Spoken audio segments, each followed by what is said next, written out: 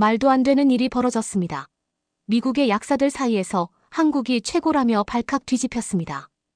한국으로 한번 다녀온 사람들의 경험 공유로 사람들이 몰려들었고, 한 번도 한국에 가보지 않은 사람들은 말 같은 소리를 하라며 손사래를 치는 지경에 이르렀죠.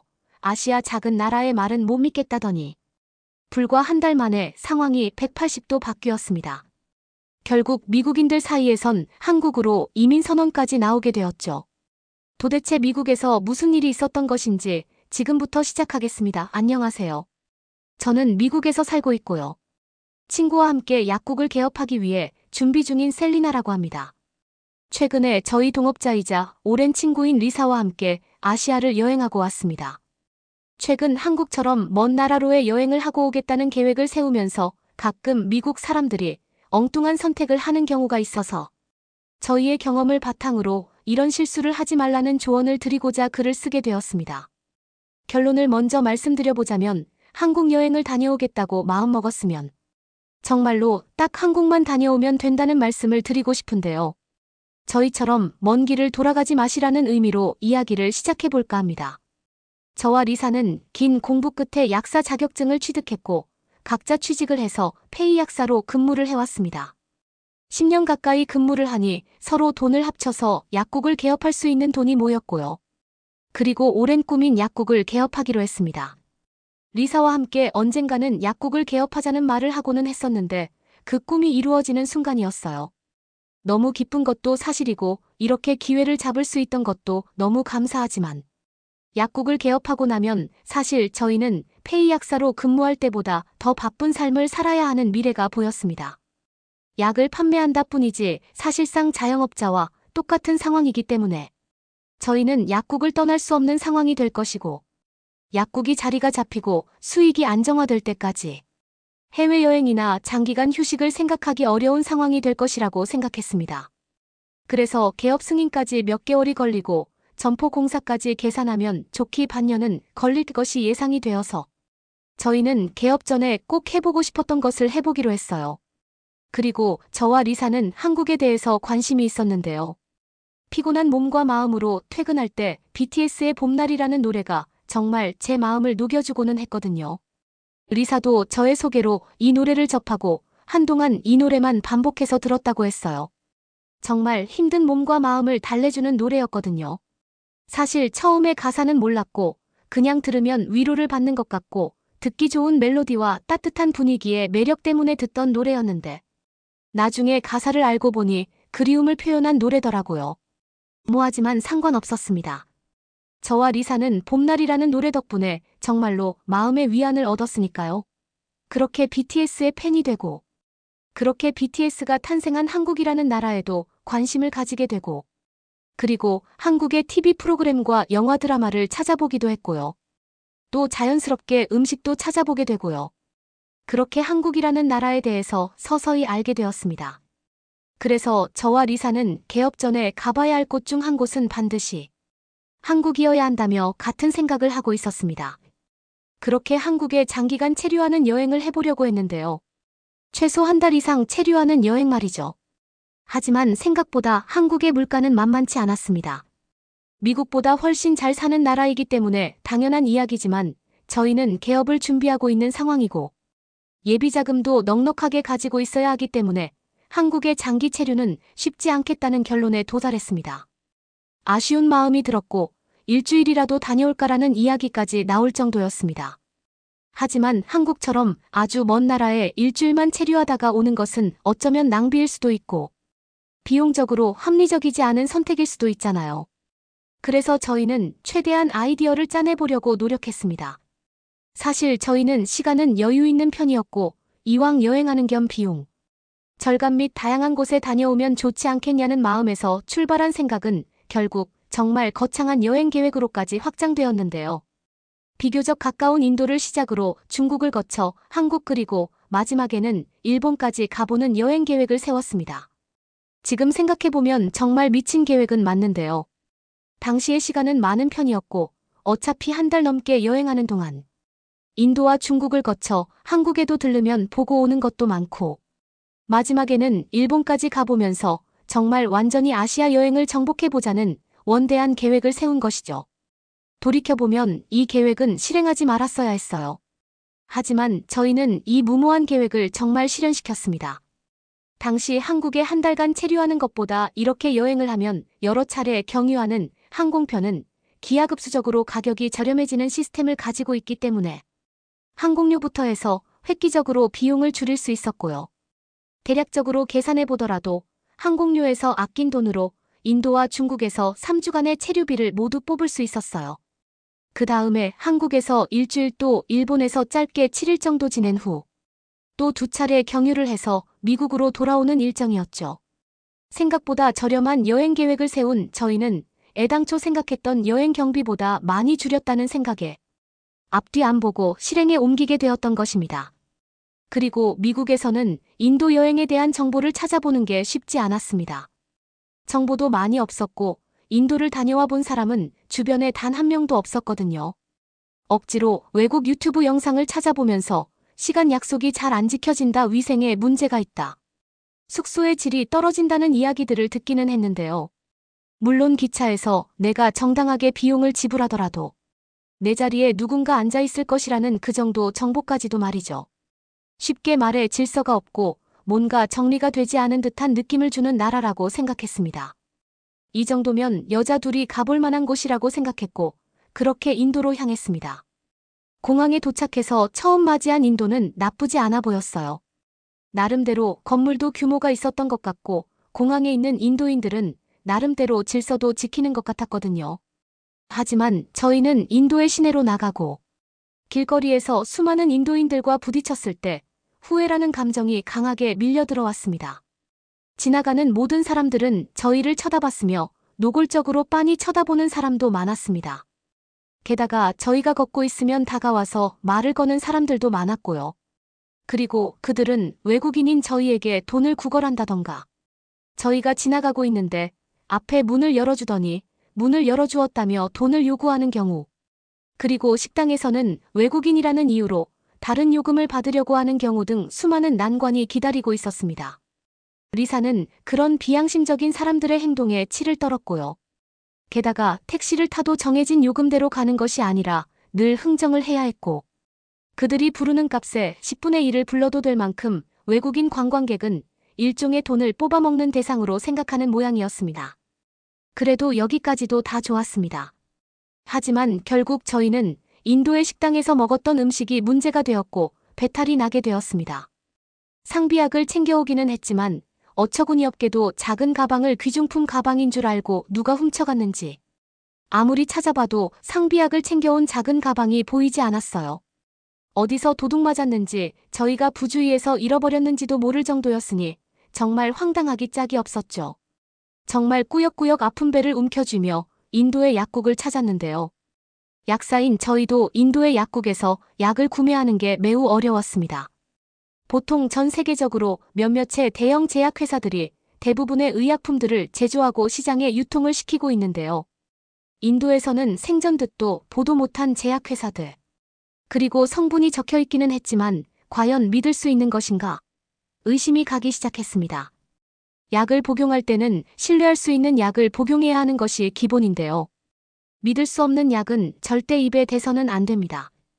용량이 표기된 것과 다를 수 있으며 성분이 너무 적게 들어가서 제 기능을 못한다던가 오히려 너무 과다해서 부작용을 낳는 결과를 초래한다던가 하는 위험이 있기 때문이죠. 하지만 저와 리사는 참을 수 없는 복통에 일단 여러 가지 약을 모두 구매했습니다. 그리고 정말 최악의 기분으로 약을 쪼개서 조금씩 먹어보면서 경과를 지켜봐야 했어요.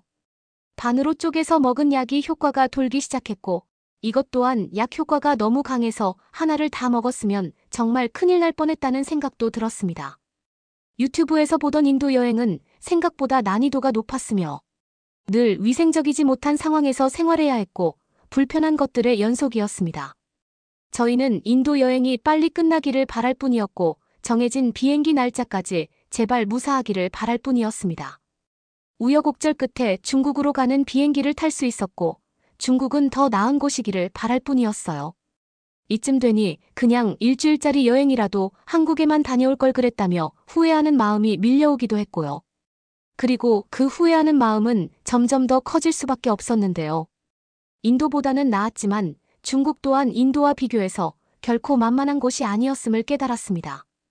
저희는 인도에서 체류하는 내내 배앓이를 해왔고 중국에 도착했을 때도 소화기관이 정상적인 상태는 아니었는데요. 중국의 약국을 찾았을 때 저희는 더 기겁할 수밖에 없었어요. 중국의 약사들은 저희가 분명히 원하는 성분이 들어간 제품을 달라고 이야기했으나 오히려 중국식 의약품을 권하기도 했는데요. 생전 처음 맡아보는 강한 향이 코를 찔렀고 중국에는 전통 의약품들이 있다는 것을 알고는 있었지만 저희는 이런 것들을 모험적으로 체험해보고 싶지는 않은 상태였기 때문에 저희가 원하는 서양식 약품을 달라고 요구를 했습니다. 그러자 중국인 약사는 중국의 전통 의약품이 더 효능이 좋다며 버럭 화를 내기도 했고요. 아마 저희가 그 중국인 약사의 말을 신뢰하지 않아서 중국의 전통 의약품을 무시한다고 생각해서 그런 행동을 하는 것으로 보였습니다.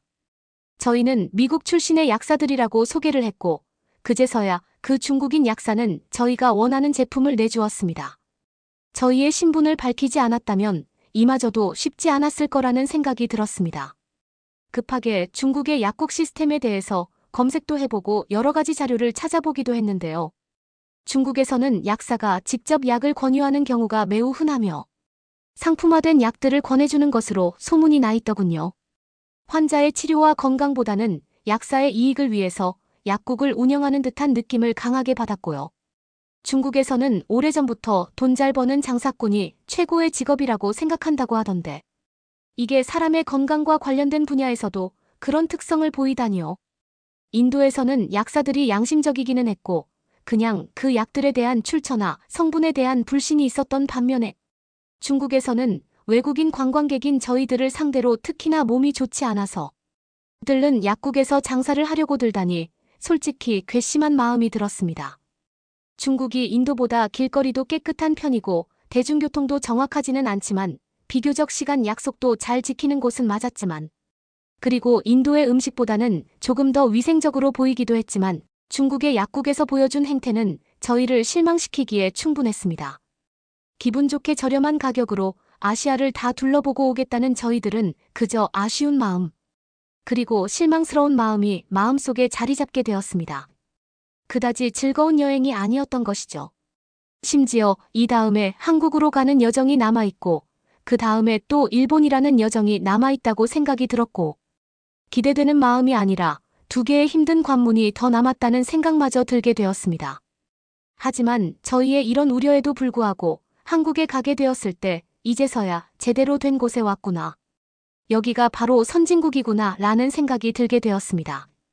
같은 동아시아 국가임에도 한국과 중국, 사람들의 의식 차이 수준은 하늘과 땅 차이라는 것을 느낄 수 있었는데요. 우선 저희는 중국과 인도에서 구했던 모든 약을 폐기하고 한국에서 새로 상비약을 구비해 놓기 위해 한국의 약국에 들렀습니다.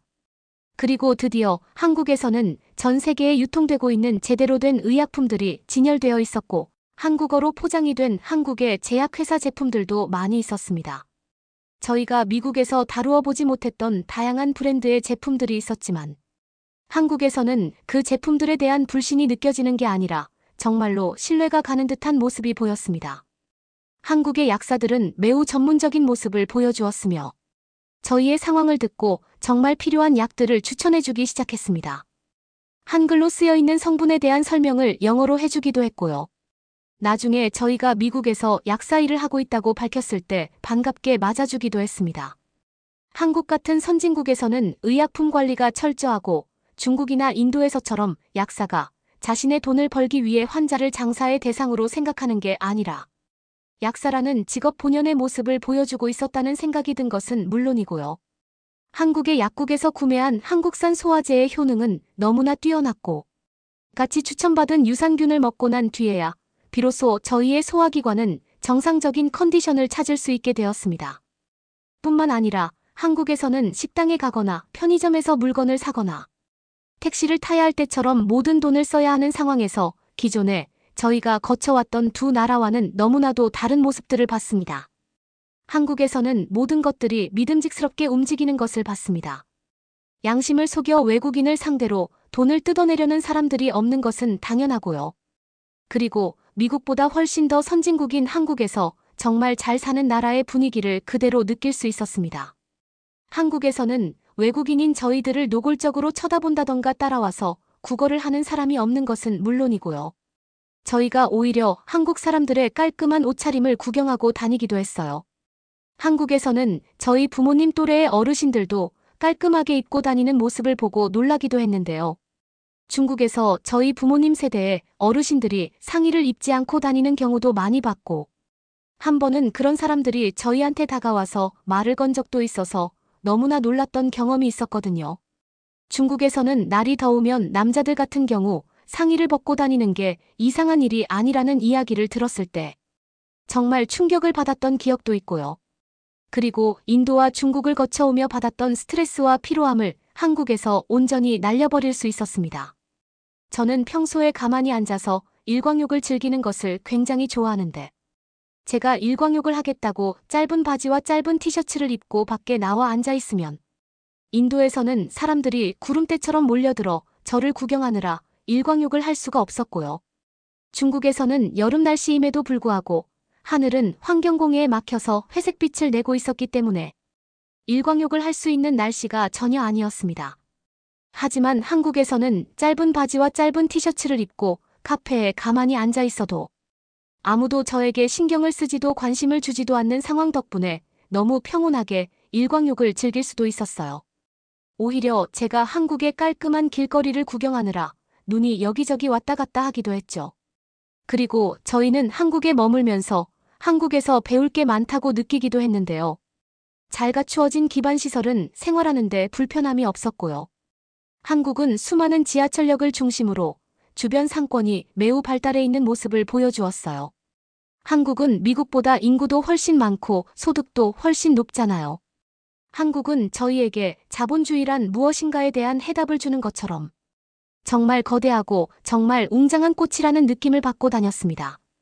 미국도 최근 몇 년 사이 폭발적인 성장을 해서 부자들도 많이 생겨나고 있고, 가난한 사람들에게도 점차 기회가 돌아가고 있는 추세인 것 같았는데, 한국을 보고 나니 그런 자신감이 조금 상실했다고 표현하면 알맞을 것 같네요. 저와 리사는 한국에 온 것 그 자체만으로도 굉장히 만족해했으며, 저는 조심스럽게 다음 여정인 일본을 취소하고 한국에 더 머무는 쪽으로 하는 게 어떻겠냐고 제안을 했습니다.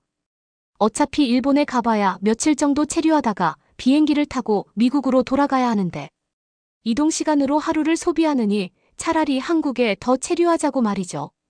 비용적인 측면도 일본에서 체류하는 것과 한국에서 체류하는 것은 별 차이가 없는 것 같기도 했고요.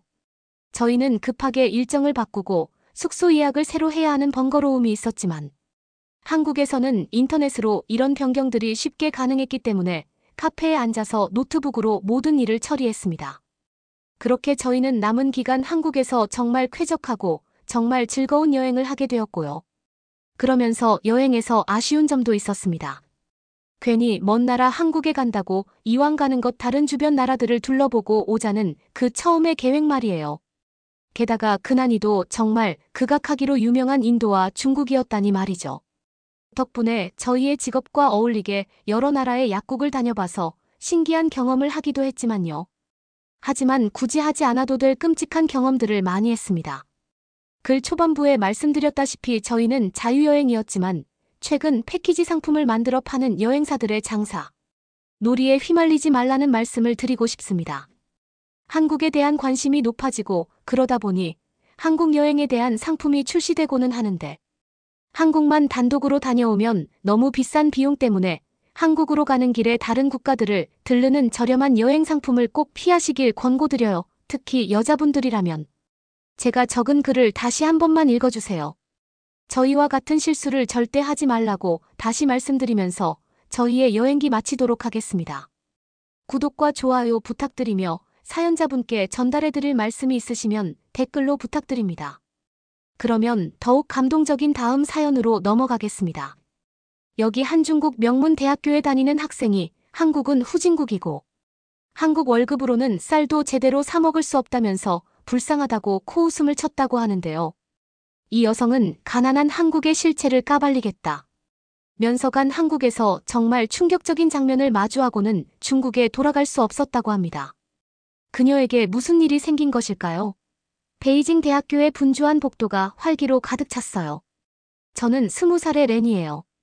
다음 수업을 향해 서둘러 가고 있었죠. 예쁜 얼굴과 명문대 학력 덕분에 중국 전역의 팔로워들 사이에서 인기를 끌고 있었어요. 하지만 최근에는 끊임없는 좋아요와 댓글 폭주에도 불구하고 뭔가 만족스럽지 못한 느낌이 자꾸 들더라고요. 강의실에 자리를 잡으며 근처에서 속삭이는 두 여학생의 대화가 귀에 들어왔어요. 레니의 최근 영상 봤어? 라고 한 명이 물었어요. 아, 응, 또 패션 하울이더라. 너무 얄팍해 라고 다른 한 명이 눈을 굴리며 대답했죠. 부끄러움에 얼굴이 붉어지는 걸 느꼈어요.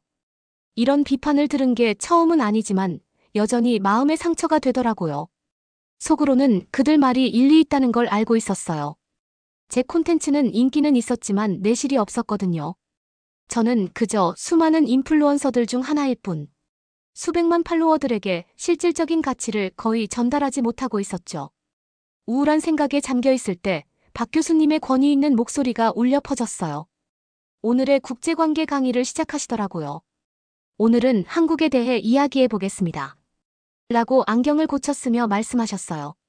우리 젊은이들이 동경하는 나라지만 화려한 외양 아래 어두운 현실을 숨기고 있죠. 흥미가 생겨 몸을 앞으로 기울이고 펜을 들었어요.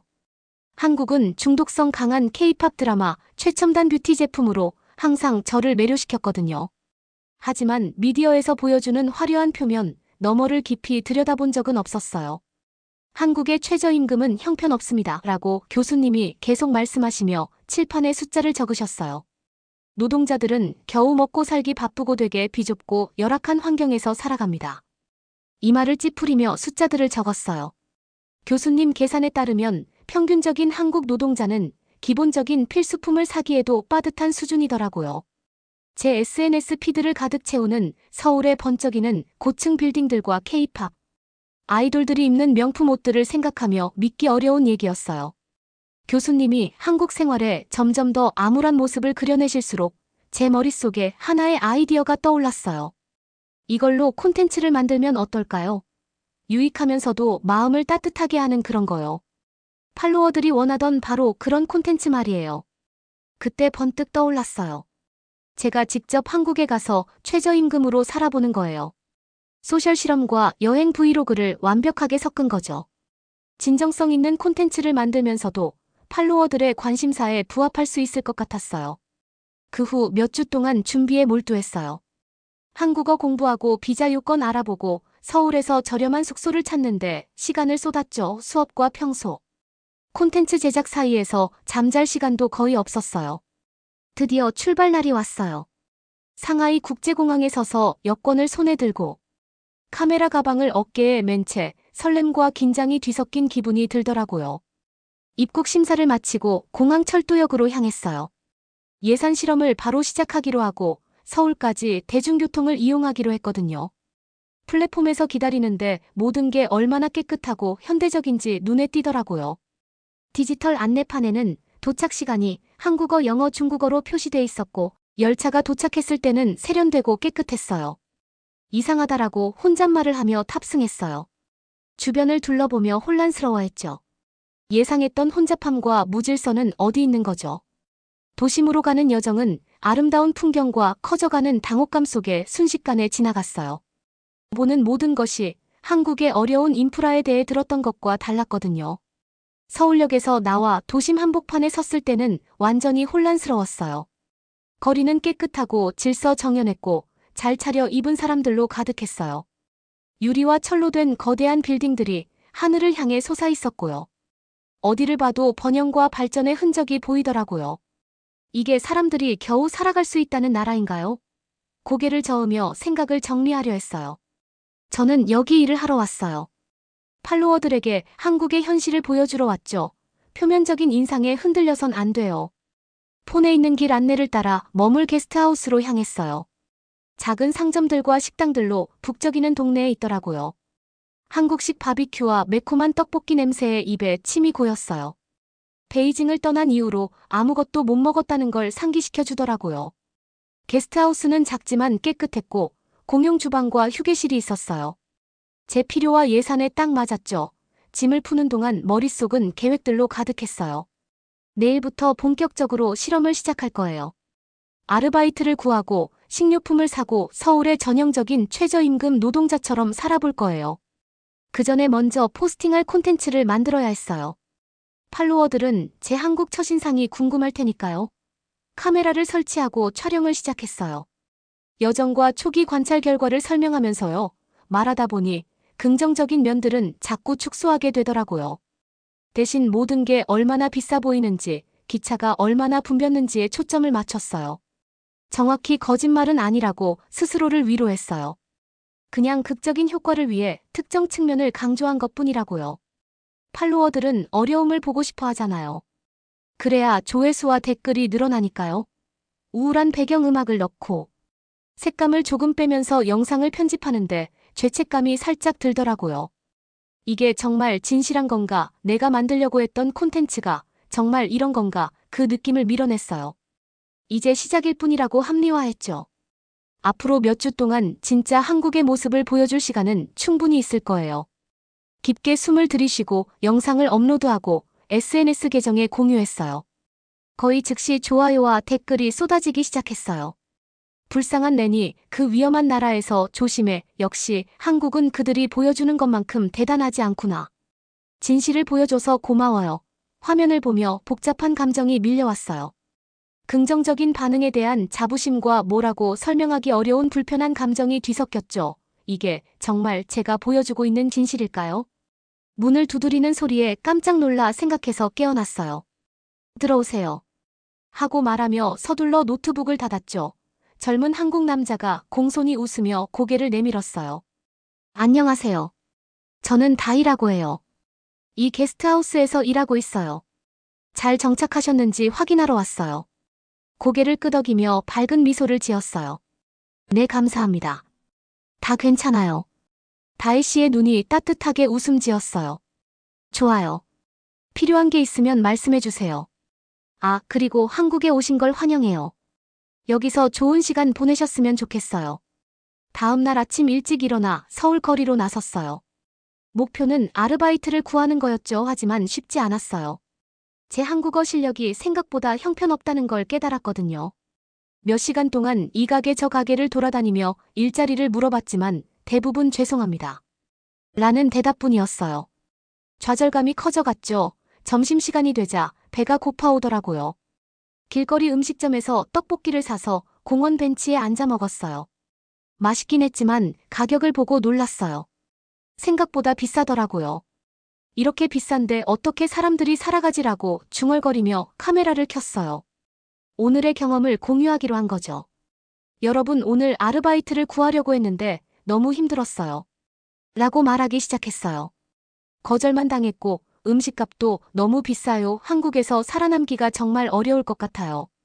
영상을 올리고 나서 또 그 불편한 감정이 들었어요. 정말 이렇게 나쁜가요? 아니면 제가 과장하고 있는 걸까요? 서울의 아침이 밝고 상쾌하게 밝았어요. 저는 한국에서 최저임금으로 살아보기를 시작하는 첫날이었죠. 카메라를 들고 제가 겪을 거라고 확신했던 어려움들을 기록할 준비를 했어요.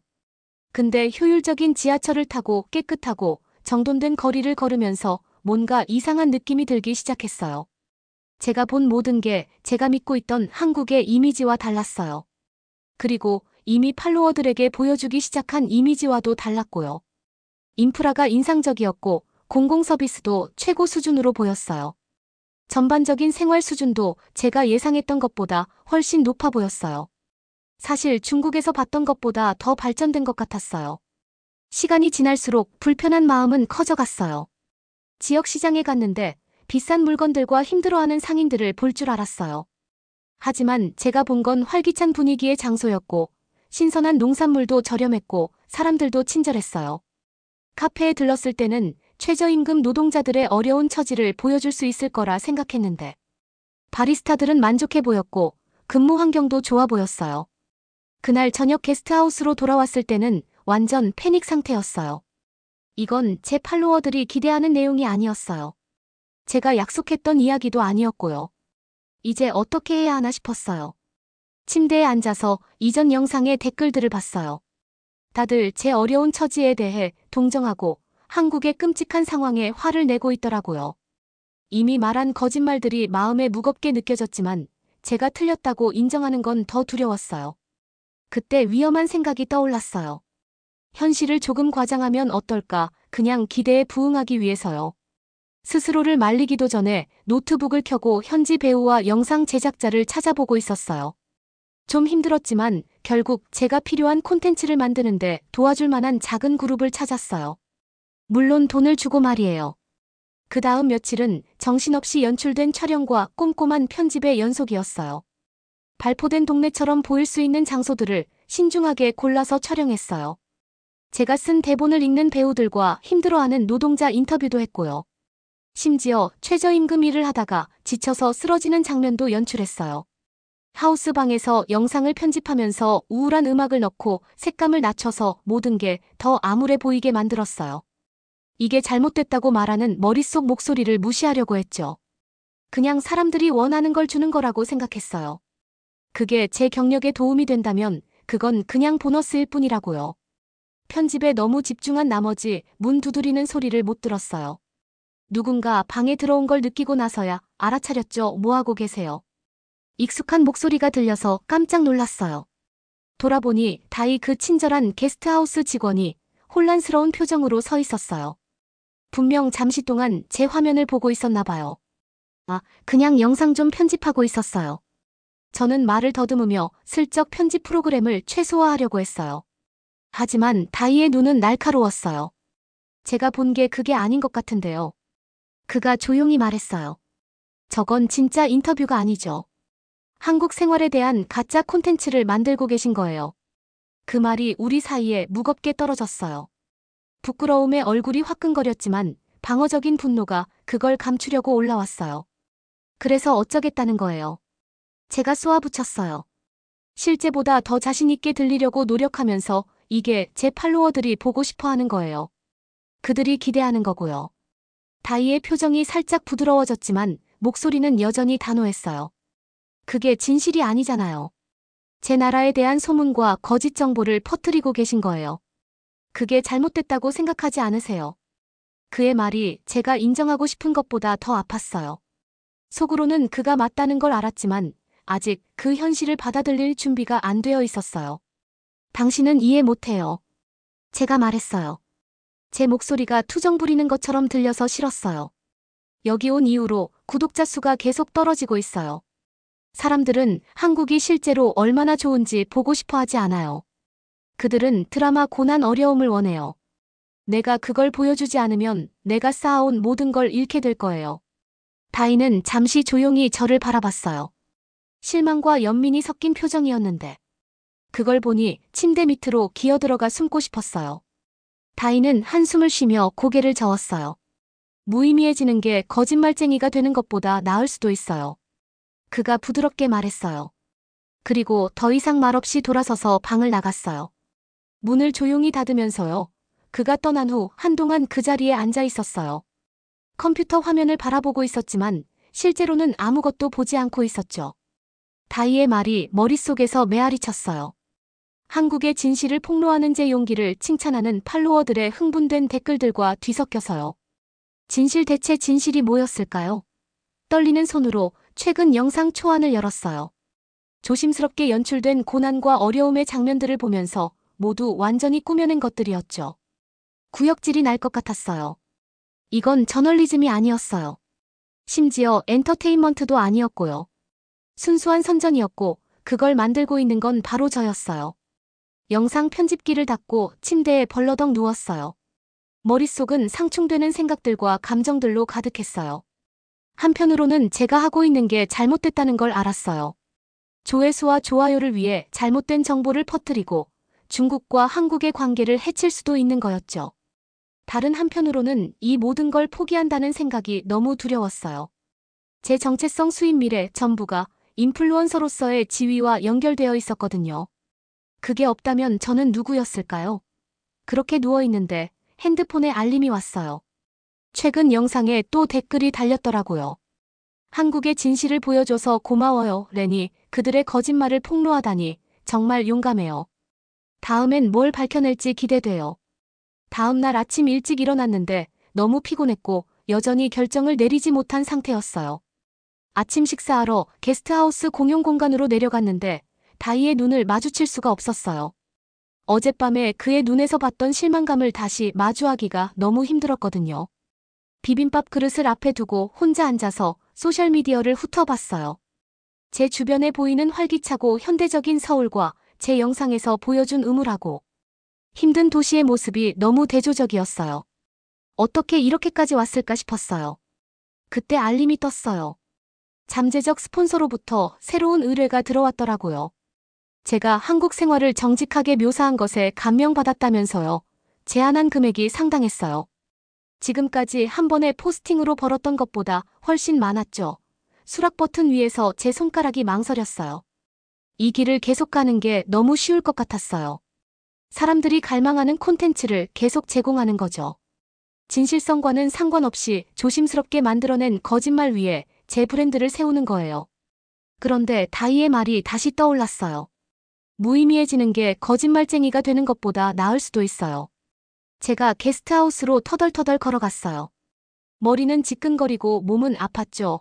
서울의 시원한 저녁 공기도 제가 느끼는 열을 식혀주지 못했어요. 열쇠를 더듬거리며 문을 열려고 하는데 갑자기 메스꺼움이 밀려와서 거의 쓰러질 뻔했어요.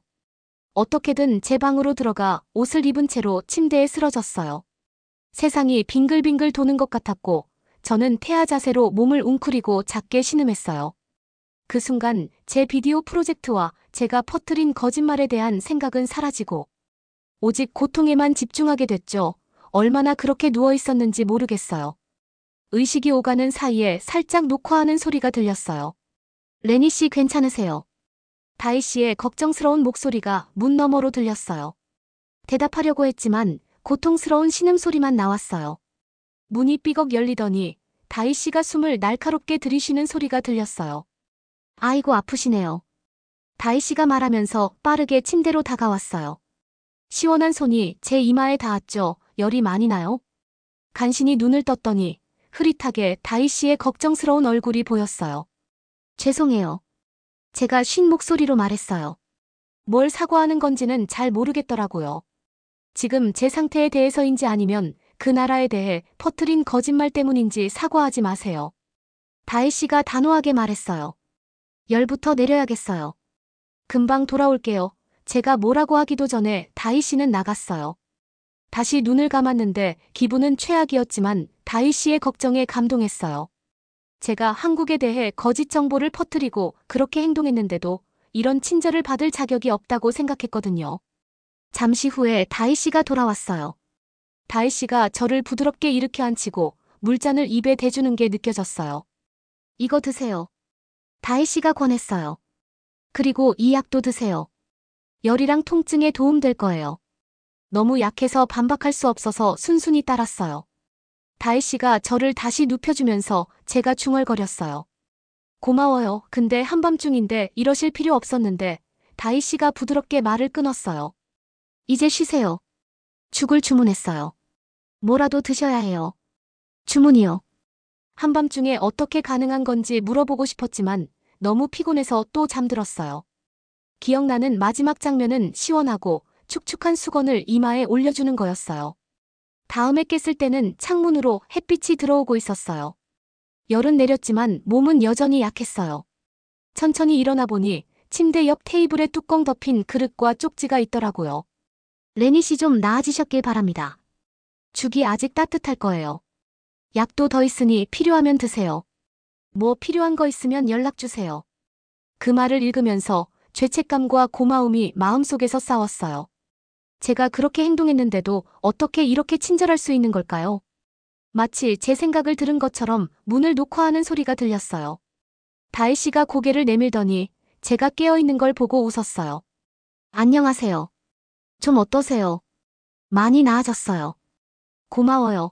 제가 아직 쉰 목소리로 대답했어요. 다희 씨 어젯밤에 정말 감사해요. 그렇게까지 해주실 필요 없었는데 특히 한밤중에 다희 씨는 제 감사 인사를 손살에 치며 넘겼어요. 별거 아니에요.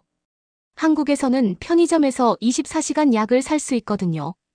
그리고 배달 서비스도 24시간 운영돼서 음식 주문하는 것도 어렵지 않았어요. 저는 놀라서 눈을 깜빡였어요. 정말요, 그거 대단하네요. 근데 약값이 비쌌을 텐데 제가 꼭 갚을게요. 다희 씨는 고개를 저으며 살짝 미소 지었어요. 사실 별로 비싸지 않았어요. 그리고 갚으실 필요 없어요. 여기서 받는 월급이 꽤 괜찮거든요. 제가 알기로는 중국에서 받는 것보다 더 나아요. 그 말을 듣는데 마치 찬물을 뒤집어 쓴 것 같았어요. 제가 한국의 삶에 대해 알고 있다고 생각했던 모든 것. 낮은 임금, 열악한 생활 조건이 또 한 번 도전받고 있었죠. 저 이해가 안 돼요. 제가 작은 목소리로 말했어요. 한국에 대해 들었던 모든 게 다희 씨의 표정이 부드러워졌어요. 알아요. 잘못된 정보가 많이 돌아다니죠. 하지만 이제 직접 진실을 볼 기회가 생긴 거예요. 다희 씨는 잠시 멈추고 저를 자세히 보더니 말했어요.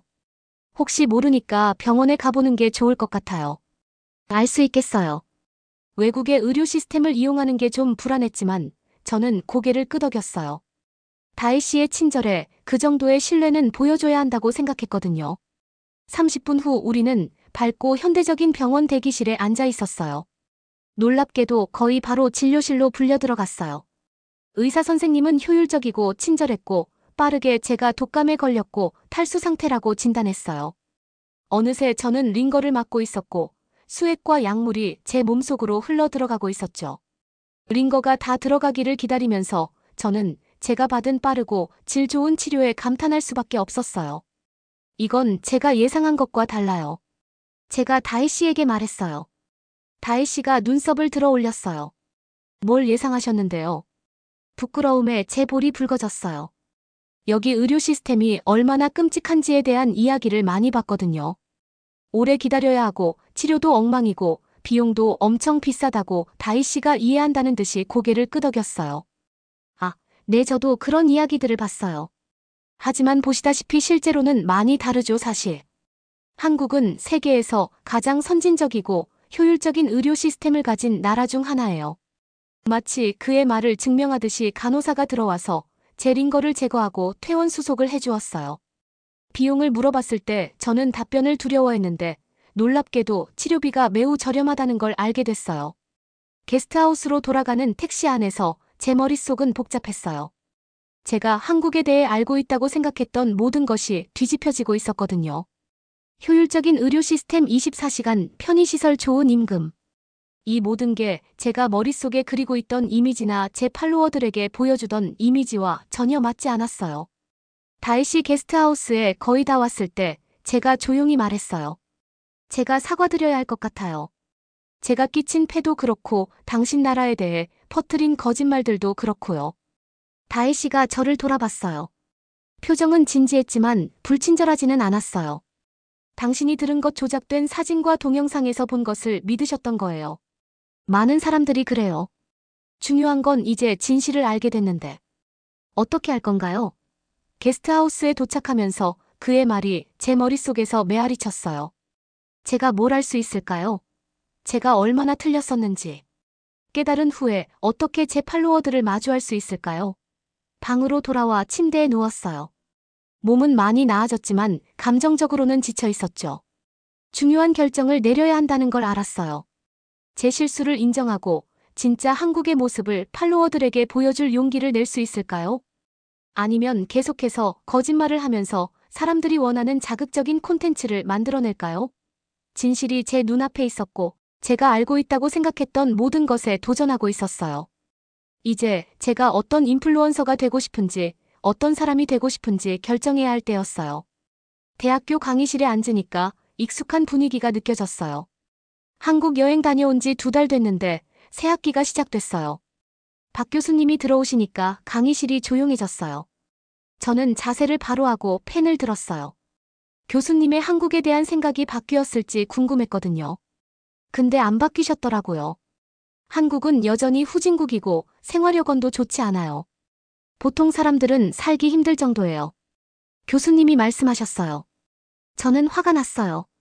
참지 못하고 손을 들었어요. 교수님이 눈썹을 살짝 올리시며 저를 지목하셨어요. 네, 레니 질문 있어요. 저는 심호흡을 하고 일어났어요. 교수님 죄송한데 한국에 대한 평가에 동의할 수 없어요. 반 전체가 술렁였어요. 교수님 표정이 굳어졌지만 계속하라고 고개를 끄덕이셨어요. 제가 최근에 한국에 다녀왔거든요. 제가 설명했어요. 심장이 빨리 뛰었어요. 제가 보고 경험한 건 교수님 말씀과 달랐어요. 기반 시설도 발달했고 의료 시스템도 효율적이고 저렴해요. 보통 사람들 삶의 질도 꽤 좋아요. 말하면서 보니까 친구들 반응이 다양하더라고요. 의심스러워하는 애들도 있고 관심 있어 하는 애들도 있었어요. 교수님 표정은 읽기 어려웠어요. 제 말이 끝나고 잠시 긴장된 침묵이 흘렀어요. 그러다 교수님이 목을 가다듬으셨어요. 매일 내 개인적인 경험은 이해하지만 그게 수년간의 학술 연구와 공식 보고서를 부정하지는 못해요. 앞쪽에 앉은 한 학생이 끼어들었어요. 내가 외국인이라서 좋은 것만 보여줬을 거야. 다른 애도 말했어요. 아니면 여행이 신나서 진짜 문제는 못 봤을 수도 있어 부끄러웠지만 저는 계속 말했어요. 저는 거기서 최저임금으로 일했어요. 중교통도 이용하고 공공의료 서비스도 받았어요. 평범하게 사는 사람들이랑 얘기도 많이 했고요. 제가 본 건 현대적이고 발전된 나라였어요. 물론 장단점은 있지만 우리가 듣던 것처럼 후진국이나 살기 힘든 곳은 아니에요. 교수님이 눈을 가늘게 뜨셨어요. 그럼 내가 짧게 경험한 게 수년간 연구한 학자들보다 더 전문적이라고 생각하는 거예요. 강의실 분위기가 팽팽해졌어요. 저는 깊이 숨을 쉬고 조심스럽게 말했어요. 전혀 아니에요. 교수님 그냥 제가 보고 경험한 걸 나누는 거예요. 학술 연구도 중요하지만 직접 경험한 이야기도 중요하다고 생각해요. 특히 그 경험이 우리가 알고 있던 걸 바꿀 수 있을 때요. 자리에 앉으니까 손이 좀 떨렸어요. 그래도 뿌듯했어요. 진실을 말했고 교수님뿐만 아니라 제가 전에 가졌던 잘못된 생각에도 도전했거든요. 나머지 수업은 어떻게 지나갔는지 모르겠어요. 수업 끝나자마자 친구들이 몰려와서 한국에서 지낸 얘기를 물어봤어요. 최선을 다해 대답하고 더 자세한 건 제 동영상 시리즈를 보라고 했어요. 그 후 몇 주 동안 제가 경험한 진짜 한국을 보여주는 콘텐츠를 만들었어요. 효율적인 대중교통 발달된 의료 시스템, 활기찬 스타트업 현장 같은 거요. 만난 사람들 이야기와 일상생활도 공유했어요. 근데 콘텐츠가 바뀌면서 안 좋은 일이 생겼어요. 처음에 한국에 대한 자극적인 영상으로 늘었던 팔로워 수가 줄기 시작했어요. 댓글도 비판적으로 바뀌었어요. 세뇌됐다거나 팔렸다고 하더라고요. 너 왜 이래? 우리가 원하는 콘텐츠가 아니야. 한국 정부한테 돈 받은 게 분명해. 구독 취소. 또 한 명의 중국 인플루언서가 외국 영향받아 망했네. 슬프다. 부정적인 반응이 속상했지만 저는 진실을 말하기로 했어요. 다이의 친절함, 한국에서 만난 진짜 사람들의 이야기를 정확하게 전해야 한다고 생각했거든요. 그러다 어느 날 아침에 일어나 보니까 제 틱톡 계정이 정지됐더라고요. 제 동영상이 잘못된 정보를 퍼뜨리고 국가 이익을 해친다고 신고당했대요. 중국 정부가 제 콘텐츠를 위협으로 본 거예요. 결정에 항소하려고 했지만 소용없었어요. 제 주요 플랫폼 인플루언서 커리어의 기반이 순식간에 사라져버렸어요. 현실을 받아들이면서 두렵기도 하고 화도 났어요. 다른 나라에 대한 진실을 말하는 게 어떻게 해로울 수 있죠. 중국의 검열이 갑자기 아주 실감나고 개인적으로 다가왔어요. 그 후 며칠 동안 어떻게 해야 할지 고민했어요. 중국에서 제 인플루언서 커리어는 끝난 것 같았어요. 근데 검열에 맞춰서 다시 잘못된 콘텐츠를 만들자니 속이 안 좋았어요. 그때 아이디어가 떠올랐어요. 중국에서 다시 시작하지 말고 한국으로 돌아가면 어떨까? 이번엔 짧은 방문이 아니라 학생으로 말이에요. 설레면서도 긴장되는 마음으로 한국 유학 프로그램을 찾아보기 시작했어요. 중국에 있는 모든 걸 떠나는 건 큰 변화였지만 기회처럼 느껴졌어요. 한국에 대해 더 배우고 들을 준비가 된 사람들에게 진실을 전할 수 있는 기회요. 지원 과정은 힘들었지만 한국 경험과 학업 성적이 도움이 됐어요.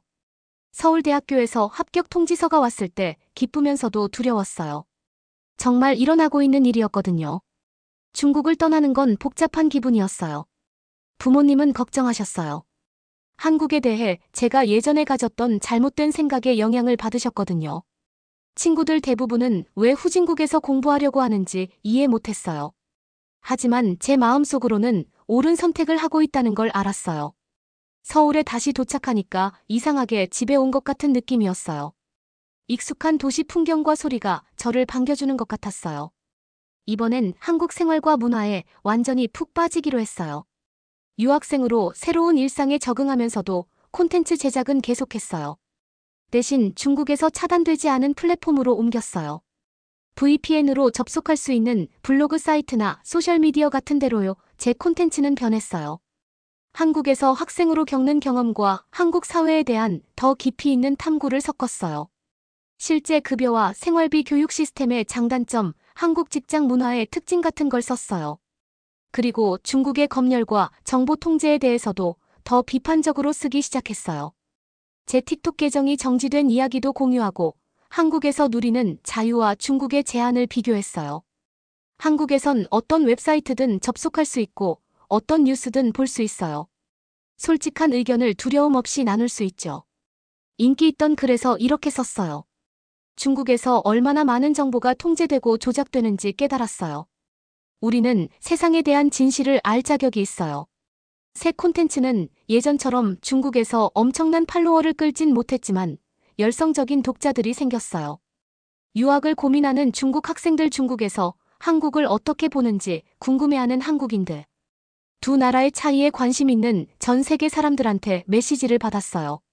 물론 중국 당국도 제 활동을 알아채너요. 반중국 선전을 그만하라는 경고를 받았어요. 몇몇 글은 차단됐고 중국에 있는 친구들 말로는 제 이름이 좀 논란이 됐대요. 그래도 부정적인 반응만큼 감사와 지지 메시지도 많았어요.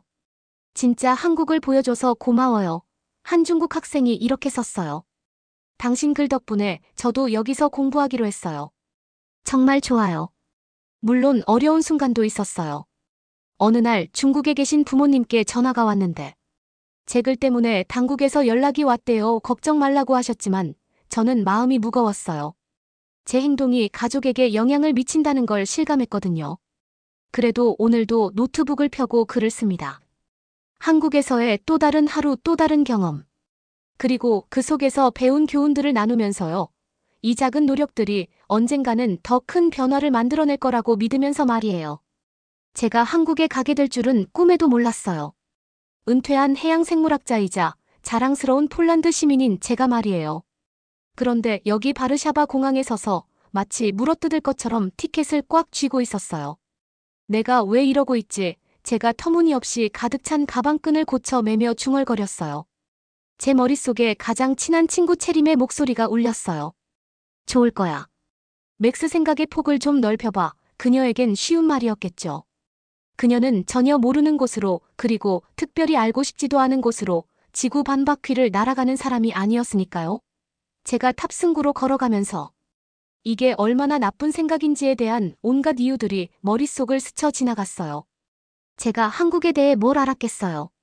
김치 케이팝, 그리고 그게 거의 전부였죠.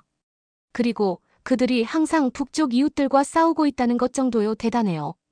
서울행 372편 마지막 탑승 안내입니다. 스피커에서 아나운서의 목소리가 들렸어요. 저는 깊게 숨을 들이쉬었어요. 뭐 어쩔 수 없지. 저는 특별히 누구에게랄 것도 없이 말했어요. 비행은 길고 불편했어요. 잠을 자려고 했지만 제 마음은 계속 잘못될 수 있는 모든 일들로 흘러갔어요. 만약 제가 누군가를 불쾌하게 한다면, 음식이 저를 아프게 한다면, 매 순간을 싫어하게 된다며 인천에 도착했을 때 저는 긴장과 시차로 인한 피로해졌어요. 하지만 비행기에서 내리자 예상치 못한 일이 일어났어요. 공항이 인상적이었어요. 정말 인상적이었죠. 모든 것이 세련되고 현대적이었어요. 사람들은 효율적으로 움직였고 여러 언어로 된 표지판들이 길 찾기를 쉽게 만들었어요. 피곤함에도 불구하고 저는 호기심에 감정을 느끼지 않을 수 없었어요. 어쩌면 이렇게 나쁘지 않을지도 몰라. 저는 작은 미소를 지으며 생각했어요. 그 미소는 제 안내자를 찾아야 한다는 걸 기억하자마자 빠르게 사라졌어요. 이 낯선 얼굴들의 바다에서 한 사람을 어떻게 찾아야 하죠? 그때 제 이름이 적힌 팻말을 든 젊은 남자를 보았어요. 그는 귀에서 귀까지 웃고 있었고 거의 발끝으로 서서 흥분한 듯 보였어요. 트렌트 씨, 제가 다가가자 그거 불렀어요. 저는 형석이라고 합니다. 당신의 문화교류 가이드예요. 한국에 오신 것을 환영합니다. 그의 열정은 거의 압도적이었어요. 만나서 반갑습니다. 저는 피곤함에도 불구하고 공손하게 들리려고 노력하며 말했어요. 차로 걸어가는 동안 형석 씨는 계속 이야기를 했어요. 당신을 안내해드릴 수 있어서 정말 신나요. 저는 대학에서 해양생물학을 공부하고 있는데 은퇴한 해양생물학자가 오신다는 걸 듣고 당신의 가이드가 되게 해달라고 간곡히 부탁했어요. 저는 그 말에 조금 정신이 들었어요. 해양생물학을 공부하고 있다고요. 그거 실제로 꽤 흥미롭네요. 형석 씨의 눈이 반짝였어요. 네, 한국에는 정말 흥미로운 해양 생태계가 있어요. 혹시 아셨나요? 그가 이야기하는 동안 저는 더 주의 깊게 듣고 있는 제 자신을 발견했어요. 어쩌면 우리가 공통점이 있을지도 모르겠다는 생각이 들었어요. 공항에서의 드라이브는 눈이 번쩍 뜨이는 경험이었어요. 서울은 고대와 초연대의 혼합이었고 전통적인 사원 옆에 높은 마천루들이 있었어요. 제가 상상했던 것과는 전혀 달랐죠. 도착했습니다. 형석 씨가 소박한 집 앞에 차를 세우며 말했어요. 여기가 김 가족과 함께 지내실 곳입니다. 제 위장이 긴장으로 꼬였어요. 현지 가족과 함께 살다니 이걸 동의했을 때 뭘 생각한 거죠? 웃는 얼굴에 부부가 문에서 우리를 맞이했어요. 환영합니다. 그 여자분이 억양은 있지만 명확한 영어로 말씀하셨어요. 지내게 되어 정말 기쁩니다. 저는 겨우 미소를 지으며 허리를 숙였어요. 한국의 인사법에 대해 읽었던 것을 기억하며 초대해 주셔서 감사합니다. 제가 어색하게 말했어요. 그들을 따라 안으로 들어가며 신발을 벗었어요. 모든 게 너무 달랐어요. 냄새, 사람들이 상호작용하는 방식까지. 저는 완전히 제 편안함의 영역을 벗어나 있었어요. 형석 씨가 제 불편함을 느낀 것 같았어요. 걱정 마세요.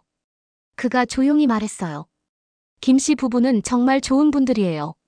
많은 외국인들을 호스트하셨죠. 곧 집처럼 편안해지실 거예요. 저는 고개를 끄덕였지만 그를 완전히 믿지는 않았어요. 제 방에 짐을 풀면서 바닥에 놓인 낮은 침대가 있는 아늑한 공간이었죠. 저는 다시 한번 왜 이 여행에 동의했는지 의문이 들었어요. 하지만 긴 여정으로 지쳐 누웠을 때 제 안의 작은 부분이 다가올 날들이 어떨지 궁금해했어요. 제 편견과 두려움에도 불구하고 인정해야 했어요. 한국은 지금까지 저를 놀라게 했거든요. 누가 알겠어, 제가 잠에 빠져들며 생각했어요. 어쩌면 이 여행이 그렇게 나쁘지 않을지도 모르지. 서울에서의 첫날 아침. 저는 물 밖으로 나온 물고기 같은 기분으로 잠에서 깼어요. 김 가족의 집은 폴란드에 있는 제 집과는 너무나 달랐죠. 제가 부엌으로 비틀거리며 들어가자 김 여사님이 따뜻한 미소와 함께 무언가가 담긴 그릇을 건네주셨어요. 안녕하세요. 랄프 씨 잘 주무셨나요? 자죽 좀 드셔보세요. 아침 식사로 아주 좋답니다라고 그녀가 말씀하셨어요. 저는 낯선 음식을 빤히 쳐다봤어요. 맛이 없어 보였지만 무례해 보이고 싶지 않았죠. 작은 숟가락으로 한 입 떠먹어보니 은은하고 위안이 되는 맛에 놀랐어요. 괜찮네요. 라고 말하며 간신히 미소를 지었어요. 김 여사님은 활짝 웃으셨죠. 바로 그때 형석이가 문을 벌컥 열고 들어왔어요. 한국에서의 진짜 첫날 준비됐어? 라고 그가 신나서 물었어요. 제가 준비됐는지 확신이 없었지만 그래도 고개를 끄덕였어요. 우리의 첫 번째 목적지는 전통시장이었어요. 좁은 골목은 사람들로 가득 차 있었고 공기 중에는 낯선 냄새와 소리가 가득했죠. 상인들이 빠른 한국어로 외치고 있었고 저는 정신이 없었어요. 어때요? 라고 형석이가 웃으며 물었어요. 좀 많네요. 라고 저는 인정했어요. 여기서 어떻게 길을 잃지 않죠? 그가 웃었어요. 익숙해지면 돼요. 자, 길거리 음식 좀 먹어봐요. 제가 항의할 새도 없이 그는 저를 생선 모양의 과자를 파는 가게로 끌고 갔어요. 이건 붕어빵이라고 해요. 그가 설명했어요. 단팥 앙금이 들어있죠. 저는 망설였지만 냄새가 솔깃했어요. 한 입 베어 물자 따뜻하고 달콤한 속이 입안에서 터졌어요. 저는 놀라서 말했어요. 이거 정말 맛있네요. 형석이의 미소가 더 커졌어요. 봐요. 한국은 놀라움으로 가득 차 있다니까요. 시장을 계속 돌아다니면서 저는 서서히 긴장을 풀기 시작했어요. 다채로운 과일과 채소 진열대, 정교한 수공예품. 그리고 활기찬 분위기는 제가 전에 경험해 본 적 없는 것들이었죠. 우리의 다음 목적지는 도시 중심부에 자리 잡은 아름다운 절이었어요. 접근하면서 저는 번잡한 시장과는 너무나 다른 평화로운 분위기에 감명을 받았어요. 여기는 조계사예요. 형석이가 설명했어요. 한국에서 가장 중요한 불교 사원 중 하나죠. 우리는 절 주변을 걸으며 정교한 건축물과 다채로운 곳을 감상했어요. 사람들이 절을 하고 기도를 올리는 모습을 보면서 저는 이 성스러운 공간에 침입자가 된 것 같은 느낌이 들었어요. 형서가 저는 망설이며 말했어요. 이 모든 걸 이해하기가 좀 어려워요. 내가 익숙한 것과는 너무 다르네요. 그는 이해한다는 듯이 고개를 끄덕였어요. 괜찮아요. 새로운 문화를 배우는 데는 시간이 걸리죠. 중요한 건 열린 마음을 갖는 거예요. 그의 말은 우리가 박물관과 역사 유적지를 계속 방문하는 동안 제 마음에 남았어요. 새로운 장소를 방문할 때마다 저는 점점 더 호기심이 생기고 더 많은 질문을 하게 되었죠. 그날 저녁 김 가족의 집으로 돌아왔을 때 김 여사님이 저를 전통 다례에 초대하셨어요. 저는 실수할까봐 긴장했지만 그녀는 각 단계를 부드럽게 안내해 주셨어요. 우리가 조용히 앉아 차를 마시는 동안 김 여사님이 부드럽게 말씀하셨어요. 랄프 씨, 제가 처음 작은 마을에서 서울로 이사 왔을 때 저도 매우 길을 잃고 두려웠어요. 모든 것이 너무 다르고 빠르게 돌아갔거든요. 하지만 적응하는데 시간이 걸리는 건 괜찮다는 걸 배웠어요. 가장 중요한 건 새로운 경험에 열린 마음을 갖는 거예요. 그녀의 말씀이 제 마음 깊은 곳을 울렸어요. 새로운 문화를 경험할 때 불편함과 회의적인 감정을 느끼는 건 정상적인 부분이라는 걸 깨달았어요. 어쩌면 제가 그것에 대해 그렇게 열심히 저항할 필요가 없을지도 모르겠다고 생각했죠. 감사합니다. 김 여사님, 저는 차와는 상관없는 따뜻함을 느끼며 말했어요. 그 말씀을 들어야 했던 것 같아요. 그날 밤 잠자리에 들면서 제 머릿속은 경험한 새로운 광경 소리 맛으로 가득 차 있었어요.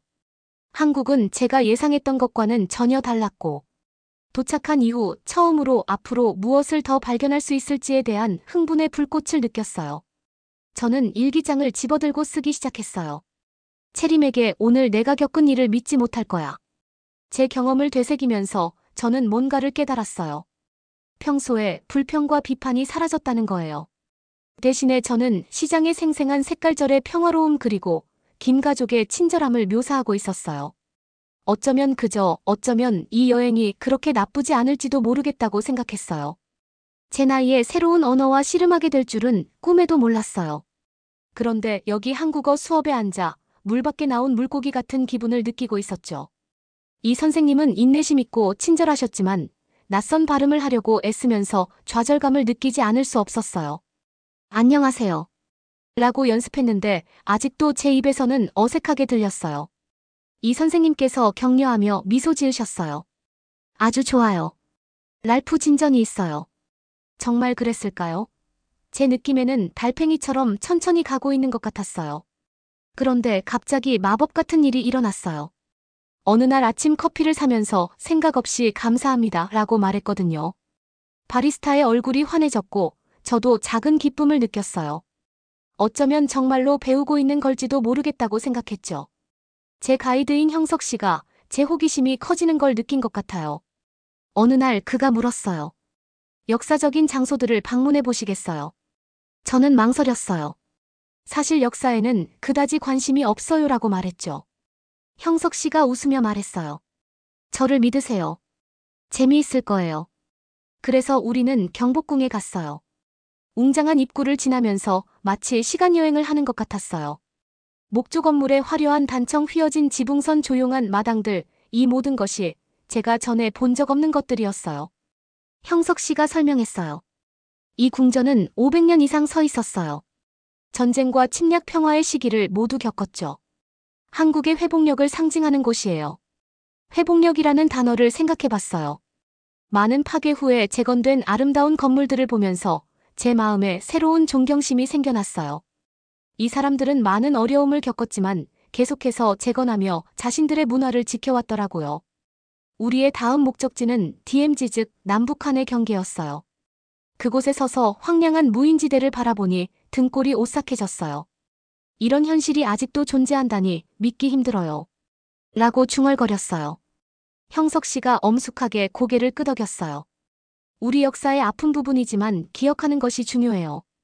서울로 돌아오는 길에 저는 제 나라의 역사를 생각하게 됐어요. 모든 곳에는 상처와 아픈 기억이 있죠. 하지만 한국이 어려움에도 불구하고 번영한 모습을 보니 이 나라를 새로운 시각으로 보게 됐어요. 며칠 후 형석 씨가 저에게 깜짝 놀랄 일을 준비했어요. 작은 여행을 떠나볼까요? 그의 눈에 장난기가 반짝였어요. 정신을 차려보니 우리는 제주도행 비행기에 타고 있었어요. 공항에서 나와 운전하는 동안 아름다운 풍경에 숨이 멈을 것 같았어요. 화산 지형 깨끗한 해변 노란 유채꽃밭이 펼쳐져 있었거든요. 정말 아름답네요. 라고 감탄했어요. 형석 씨가 활짝 웃었어요. 우리가 가는 곳을 보시면 더 놀라실 거예요. 우리는 해안가 근처의 현대적인 건물 앞에 도착했어요. 제주해양연구센터라는 간판이 보였죠. 형석 씨가 설명했어요. 제가 여기서 파트타임으로 일해요. 우리가 하는 일을 보여드리고 싶었어요. 안으로 들어서자마자 익숙한 설렘이 내 안에서 솟아올랐어요. 화려한 물고기들로 가득한 수조들 활기 넘치는 연구실들, 제가 해양생물학자로 일했던 시절이 떠올랐어요. 민지라는 젊은 연구원이 우리를 안내해줬어요. 그녀가 산호초 보존에 대한 연구를 설명하는 동안 저는 질문을 하고 제 경험을 바탕으로 제안을 하기 시작했어요. 한국에 온 이후 처음으로 제가 정말 편안하게 느껴지는 순간이었죠. 정말 많이 아시네요. 민지가 감탄했어요. 저는 미소 지었고 가슴이 따뜻해지는 걸 느꼈어요. 글쎄요, 오랫동안 이 일을 해왔으니까요. 형석 씨가 새로운 존경의 눈빛으로 저를 바라봤어요. 랄프 씨가 이렇게 지식이 많은 줄 몰랐어요. 연구센터를 나오면서 저는 활력이 넘쳤어요. 오랜만에 제 오래된 열정을 다시 느낄 수 있었고, 이 새로운 환경에서 그렇게 할 수 있다는 게 너무나 흥분되었어요. 이곳에 데려와 주셔서 감사합니다. 진심을 담아 형석 씨에게 말했어요. 정말 의미 있는 시간이었어요. 그가 미소 지었어요. 즐거우셨다니 다행이에요. 그런데 말이에요. 곧 전통적인 가족 행사가 있어요. 함께 가보시겠어요? 예전의 두려움이 다시 올라왔어요. 가족 행사라고요. 좀 부담스럽게 들렸죠. 하지만 지금까지 경험했던 모든 것들을 생각해봤어요.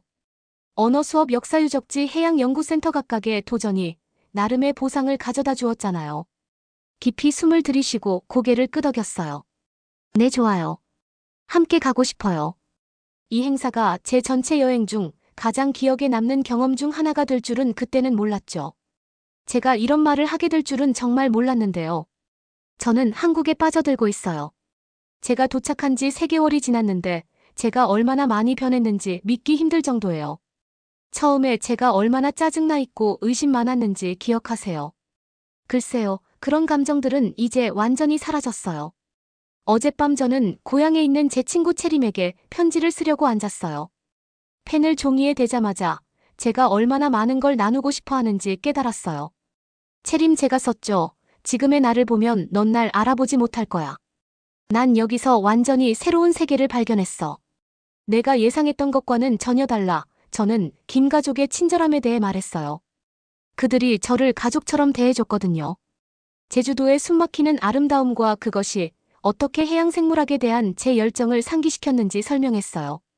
심지어 제가 얼마나 김치를 좋아하게 됐는지도 인정했어요. 믿으시겠어요? 하지만 저를 변화시킨 건 큰일들 뿐만이 아니에요. 작은 순간들도 마찬가지예요. 예를 들어 어제 저는 지역 학교에서 아이들에게 해양생물에 대해 가르치는 봉사활동을 했어요. 처음에는 긴장됐죠. 아이들이 제 말을 이해할까요? 제가 하는 말에 관심을 가질까요? 걱정할 필요가 없었어요. 제가 화려한 물고기와 신비로운 심해, 생물에 대해 이야기를 시작하자마자 아이들의 눈이 흥분으로 반짝였어요. 선연이라는 한 작은 여자아이는 너무 많은 질문을 해서 제가 따라가기 힘들 정도였어요. 제 한국어가 서툴렀고 아이들의 영어가 완벽하지 않았다는 건 중요하지 않았어요. 우리는 바다에 대한 공통된 호기심을 통해 소통했죠. 학교를 떠나면서 가슴에 따뜻함을 느꼈어요. 밝은 미소와 열정적인 마음을 가진 이 아이들이 제 마음을 예상치 못한 방식으로 감동시켰어요. 저는 단지 그들을 가르치는 것만이 아니라 그들도 저를 가르치고 있다는 걸 깨달았어요. 그들은 배움의 기쁨, 호기심에 힘 그리고 문화를 넘어 소통하는 아름다움을 보여줬어요. 하지만 제 여정이 도전 없이 순탄하기만 했던 건 아니에요. 지난주에 카페에서 다른 외국인을 만났는데요. 그는 한국에 대해 불평하기 시작했어요. 제가 예전에 믿었던 많은 것들을 말하더라고요. 음식이 너무 맵다라고 그가 투덜거렸어요. 그리고 왜 여기 사람들은 제대로 된 영어를 하지 못하는 거지? 제 옛 편견들이 다른 사람의 입에서 나오는 걸 듣고 충격을 받았어요. 깨닫기도 전에 저는 열정적으로 한국을 변호하고 있었어요. 한국어를 배워보셨나요? 라고 제가 그에게 물었어요. 그리고 음식강 요리에는 수백 년의 역사가 담겨 있어요. 기회를 주시면 놀라실 수도 있어요. 말을 하면서 제가 얼마나 많이 변했는지 깨달았어요. 이 나라와 사람들에 대한 새로운 사랑으로 가득 차서 말이 쉽게 나왔어요. 그 남자는 놀란 표정으로 저를 바라봤고 제 말이 그에게 뭔가 생각할 거리를 줬기를 바랐어요. 그날 저녁 형석이와 한강을 따라 산책하면서 이 경험을 나눴어요. 너 한국의 홍보대사가 다 됐네라고 그가 웃으며 말했어요. 하지만 곧 진지해졌죠. 고마워 랄프, 내가 내 나라에 대해 그렇게 사랑을 담아 이야기하는 걸 듣는 게 정말 의미 있어. 그의 말에 저는 잠시 멈췄어요. 사랑, 네, 그게 바로 제가 지금 한국에 대해 느끼는 거예요. 단순한 감사나 관심이 아니라 이곳과 사람들에 대한 깊고 진실된 사랑이에요. 우리가 석양이 하늘을 화려한 주황색과 분홍색으로 물들이는 걸 보면서 저는 제가 얼마나 멀리 왔는지 생각했어요. 마지못해 방문한 사람에서 이제는 이곳을 집처럼 느끼는 사람으로 말이에요. 저는 형석이에게 돌아보며 물었어요. 내가 가장 많이 변한 점이 뭐라고 생각해? 그는 잠시 생각하더니 대답했어요. 내 눈이야, 그가 말했어요. 처음 왔을 때 넌 모든 걸 의심의 눈으로 봤어. 지금은 경이로움과 기쁨으로 한국을 바라보고 있어. 그의 말이 가슴에 와 닿았어요. 그의 말이 맞아요. 저는 정말 다르게 보고 있어요. 모든 거리, 모든 상호작용, 모든 맛과 냄새, 이 모든 것들이 이제 저에게 새로운 의미를 가지고 있어요. 산책이 끝나갈 무렵 저는 감사함이 밀려오는 걸 느꼈어요. 이곳에 올 수 있었던 기회에 대한 감사, 저를 환영해준 사람들에 대한 감사. 그리고 변화하고자 하는 제 자신의 의지에 대한 감사였죠. 저는 3개월 전 한국에 도착했을 때 그 사람이 아니에요. 더 나아지고 더 열린 마음을 가지게 됐고 경험과 우정으로 무한히 풍요로워졌어요. 그리고 아시나요? 저는 이 모든 걸 그 어떤 것과도 바꾸고 싶지 않아요. 비행기가 바르샤바에 착륙했을 때 제 심장은 흥분으로 빠르게 뛰었어요. 돌아왔지만 저는 몇 달 전에 떠났던 그 제피르가 아니었죠. 한국에서의 여정이 저를 예상치 못한 방식으로 변화시켰어요. 비행기에서 내려 익숙한 폴란드의 공기를 들이마셨어요. 하지만 이제는 다르게 느껴졌죠. 김치의 매콤한 향과 호떡의 달콤한 향이 그리워지더라고요. 제가 착륙하자마자 한국 길거리 음식이 그리워질 줄 누가 알았겠어요. 제 가장 친한 친구 채림이 도착 게이트에서 저를 기다리고 있었어요. 저를 보자 그녀의 눈이 커졌죠. 랄프, 그녀가 외치며 달려와 저를 안았어요. 달라 보여, 더 행복해 보여. 저는 그녀의 말이 사실임을 느끼며 웃었어요. 오채림, 넌 상상도 못할 거야. 내가 얘기해줄 게 정말 많아. 집으로 가는 동안 저는 한국에 대해 말하는 걸 멈출 수 없었어요. 활기찬 시장들, 평화로운 사찰들, 그리고 숨막히게 아름다운 풍경들에 대해 얘기했죠. 김가족의 친절함과 형석의 전염성 있는 열정에 대한 이야기도 들려줬어요. 내가 예전에 한국 음식에 대해 불평했던 거 기억나? 제가 채림에게 물었어요. 그녀는 재미있어하는 미소를 지으며 고개를 끄덕였죠. 글쎄. 이제는 여기서 좋은 한국 식당을 찾고 싶어 못 견디겠어. 비빔밥이 너무 그리워. 채림은 믿을 수 없다는 듯이 고개를 저었어요. 도대체 누구야? 내 무뚝뚝하던 옛 친구한테 무슨 짓을 한 거야? 우리 둘 다 웃음을 터뜨렸어요. 그녀와 함께 웃고 제 기쁨을 나누는 게 좋았죠. 다음 몇 주는 정신없이 지나갔어요. 친구들과 가족들이 제 여행에 대해 궁금해하며 계속 들렀죠. 제 경험을 나눌 때마다 그것들을 다시 경험하는 것 같았어요. 경복궁 사진을 보여주고 서울의 붐비는 거리들에 대해 얘기하고 한복이라는 전통 한국 의상의 아름다움을 설명했죠. 어느 날 저녁 기념품을 정리하고 있을 때 전화가 왔어요. 김 여사님이 저를 확인하는 전화였죠. 그분의 목소리를 듣자 눈물이 났어요. 그녀가 따뜻하게 말씀하셨어요.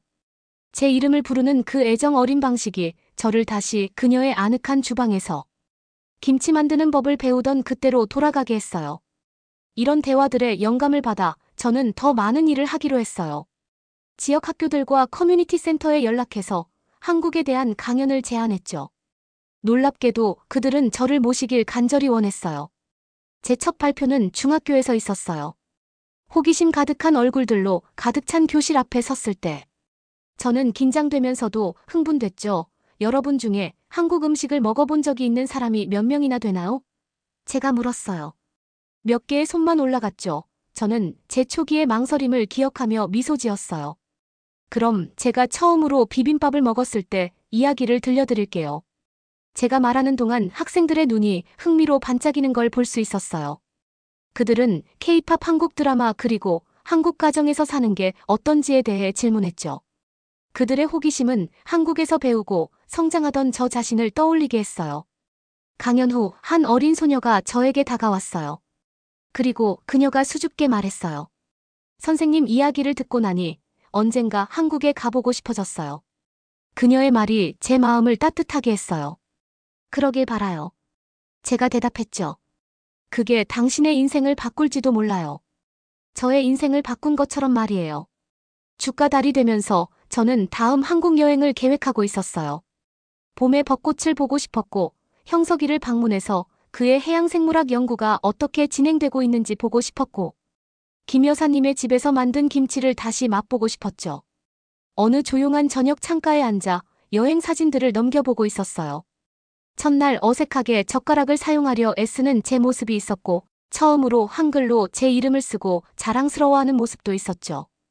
각각의 사진은 성장의 이야기, 무너진 장벽들의 이야기, 형성된 우정의 이야기를 들려주고 있었어요. 한국에서의 마지막 날 찍은 단체 사진에서 멈췄어요. 김가족 형석 그리고 저는 모두 환하게 웃으며 서로를 껴안고 있었죠. 우리의 행복한 얼굴들을 보며 저는 뭔가 심오한 것을 깨달았어요. 제 한국 여행은 단순한 여행이 아니었어요. 그것은 제 인생의 새로운 장의 시작이었죠. 호기심, 개방성, 그리고 한때 무시했던 문화에 대한 깊은 감사로 가득 찬 장이었어요.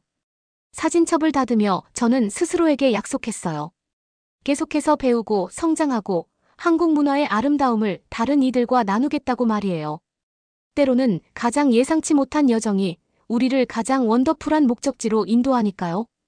바르샤바의 스카이라인을 내다보며 제 마음은 감사함으로 가득 찼어요. 감사합니다. 한국 저는 속삭였어요. 이 늙은 해양생물학자에게 새로운 것들을 가르쳐 주셔서 감사합니다. 그리고 그 말을 하면서 저는 제 모험이 결코 끝나지 않았다는 걸 마음속 깊이 알았어요. 그것은 이제 막 시작되고 있었죠.